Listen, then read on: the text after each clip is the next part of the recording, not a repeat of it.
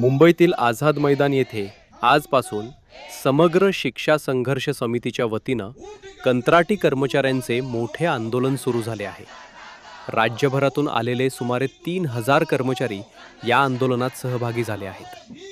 आंदोलन करणाऱ्या कर्मचाऱ्यांचे म्हणणे आहे की शिक्षण विभागाशी संबंधित अनेक महत्त्वाची कामे तेच करत असून इतर कर्मचाऱ्यांना प्रशिक्षण देण्याची जबाबदारीही त्यांच्यावर असते. मात्र अनेक वर्ष सेवा देऊनही त्यांना कायमस्वरूपी नोकरी देण्यात आलेली नाही. तसेच मिळणारा पगारही अत्यल्प असल्याची त्यांची तक्रार आहे. आंदोलनकर्त्यांनी सांगितले की यापूर्वी 2 वेळा मुख्यमंत्री एकनाथ शिंदे यांच्यासोबत त्यांच्या चर्चाही झाल्या होत्या.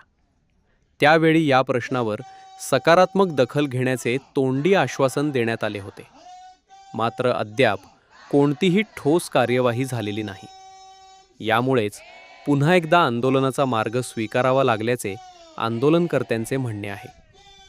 कायमस्वरूपी नोकरी आणि वेतनवाढीबाबत न्याय मिळेपर्यंत आंदोलन मागे घेणार नाही असा इशाराही त्यांनी दिला आहे.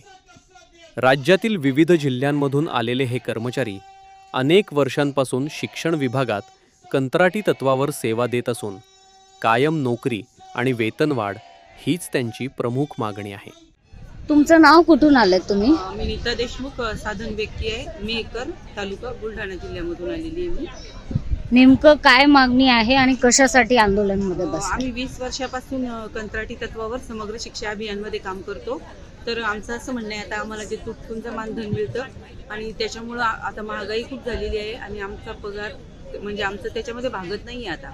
आणि आम्ही सगळ्या प्रकारचे कामं शिक्षण विभागामध्ये करतो आणि आम्ही जे कामं करतो तेच दुसरे जे अधिकारी काम करतात त्यांना त्याचा 1,10,000 1,20,000 असा पगार मिळतो आणि आम्हाला ते मानधन एकदम कमी आहे आणि सगळ्या प्रकारची कामं शिक्षण विभागातले आम्ही करतो.